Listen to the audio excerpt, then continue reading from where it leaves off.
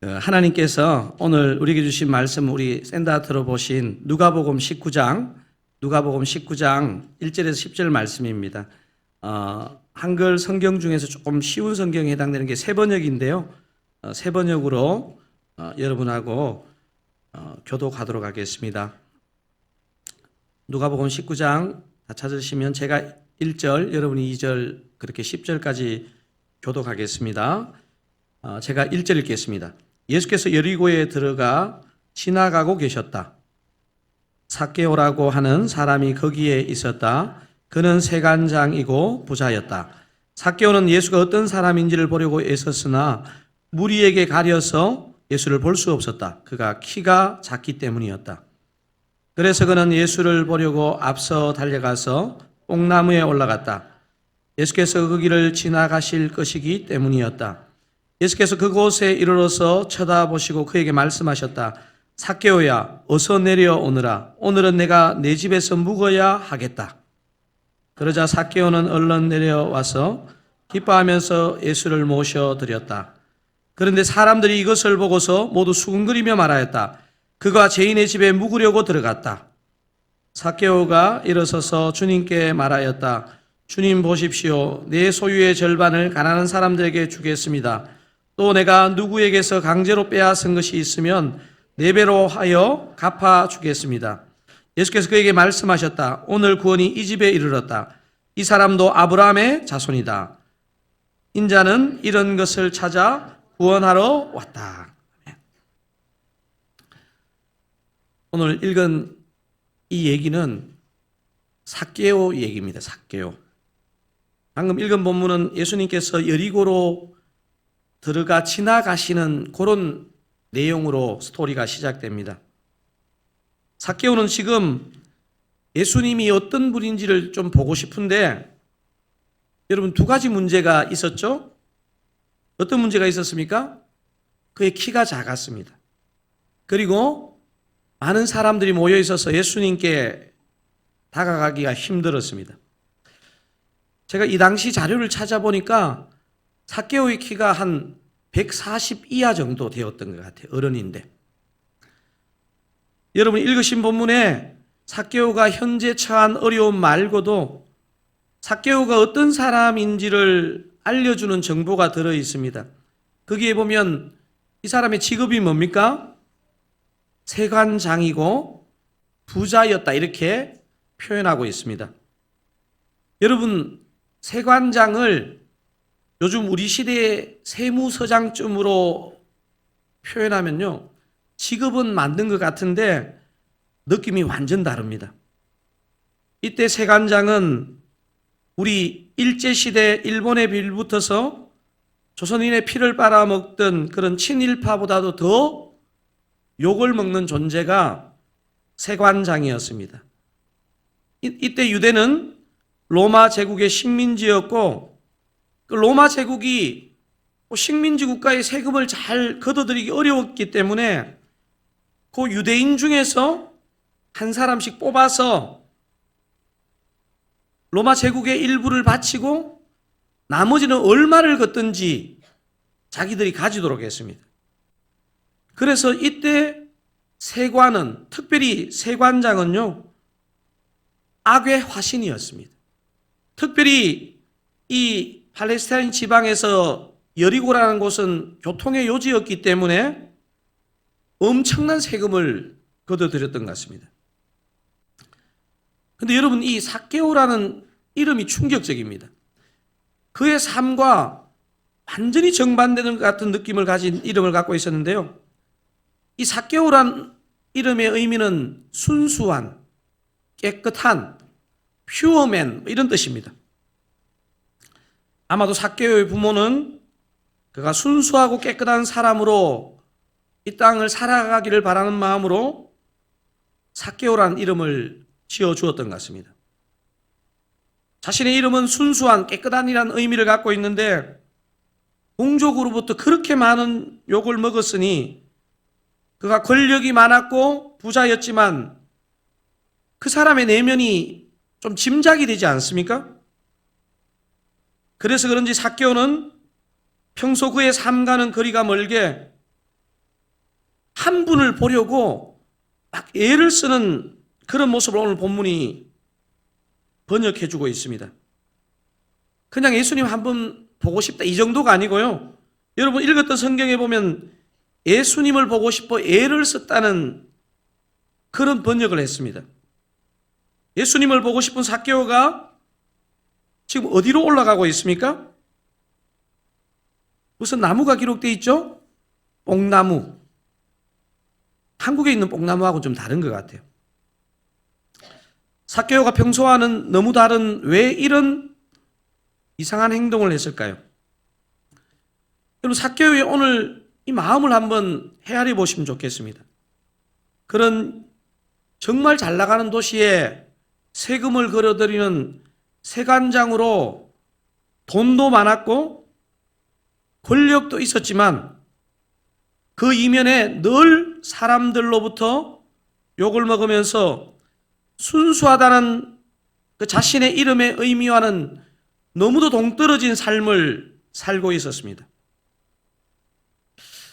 어떻게 보면요, 이 마음은 삭개오만이 아니고 오늘 이 땅을 살아가는 모든 사람들의 마음이 아닐까 싶습니다.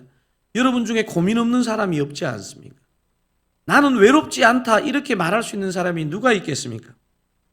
지금 삭개오는 바로 며칠 전 이 같은 도시 여리고에 사는 소경거지 바디메오를 고쳐주신 예수님에 관한 소문을 들으면서요, 돈으로도 권력으로도 해결되지 않는 그 자기의 마음의 병을 좀 고쳐주면 어떨까 하는 그런 기대를 가졌던 것 같습니다. 하지만 그 사람들의 시선과 인파를 뚫고 예수님 앞에 갈 용기가 없었습니다. 그리고 자기 같은 죄인을, 자기처럼 이렇게 부정하게 돈을 모은 사람을 그 거룩한 예수님이 받아주실까 하는 그런 마음도 들었을 것 같습니다. 그래서 그냥 예수님을 멀찌감치 해서 꼭 한 번은 보고 싶은 그런 갈망을 가지고 삭개오는 뽕나무에 올라간 것 같습니다. 여러분 오늘 본문을요, 성경은 이 그림처럼 되어 있잖아요. 우리 지금 샌드아트에도 그렇게 표현했는데요, 삭개오는 태어나서 한 번도 경험하지 못한 눈빛을 경험했습니다. 여러분 사람의 이 말보다도 이 눈빛은요 속일 수 없거든요.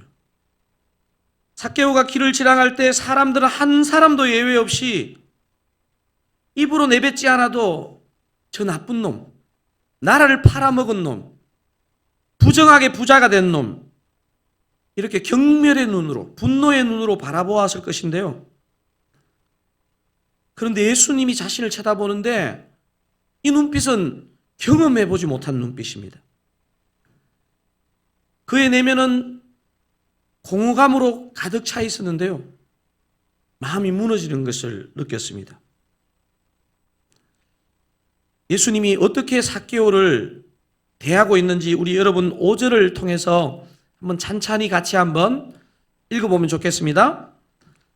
예수께서 그곳에 이르러서 쳐다보시고 그에게 말씀하셨다. 삭개오야 어서 내려오너라. 오늘은 내가 내 집에 묵어야 하겠다. 여러분 저기 나와 있는 표현 중에 동사에 좀 유의해서 보면 좋겠습니다. 예수께서 그곳에 어떻게 했다고요? 이르렀어. 그 다음 어떻게 하셨습니까? 쳐다보시고 그리고 그에게 말씀하셨습니다. 뭐라고 말씀하십니까? 삭개오야 어서 내려오너라. 오늘은 내가 내 집에서 묵어야 하겠다. 예수님의 저 눈빛은요, 그냥 눈빛만으로 삭개오의 마음이 무너졌을 것 같아요. 여러분 오늘 한글 성경에는 오늘은 내가 내 집에서 묵어야 하겠다 이렇게 번역을 했는데요, 우리 샌드 아티스트 분이 마지막에 영어로 이렇게 적었는 거 보셨죠? 우리 애기들도 영어를 잘하네요. 지금 방언을 하고 있습니다. 저는 사실은 저게 영어로 I'm gonna stay in your house today 이렇게 적혀 있을 줄 알았어요. 근데요, 충격적이게도 I must stay in your house today 이렇게 적혀 있습니다. 이것은요, 예수님이 너의 집에 꼭 반드시 너를 보러 왔다는 거예요. 삭개오는 너무나 기뻤고요. 역으로 이런 죄인을 이렇게 대접하는 예수님에 대해서 많은 사람들이 마음이 확 상해버렸습니다. 그게 7절에 나와 있거든요. 제가 한번 읽어보겠습니다. 그런데 사람들이 이것을 보고서 모두 수군거리며 말하였다. 그 다음 같이 한번 읽어볼까요? 그가 죄인의 집에 묵으려고 들어갔다. 사람들은 삭개오를 뭐라고 부릅니까? 죄인. 사실 더 적나라하게 얘기하면요, 죄인 중에서도 가장 나쁜 죄인, 이렇게 이 당시의 세관장을, 세리를 바라보았습니다. 반면 예수님은 삭개오를 어떻게 부르는지 오늘 우리가 읽었던 그 9절 마지막에 이렇게 표현되어 있습니다. 여러분 같이 한번 읽어보실까요?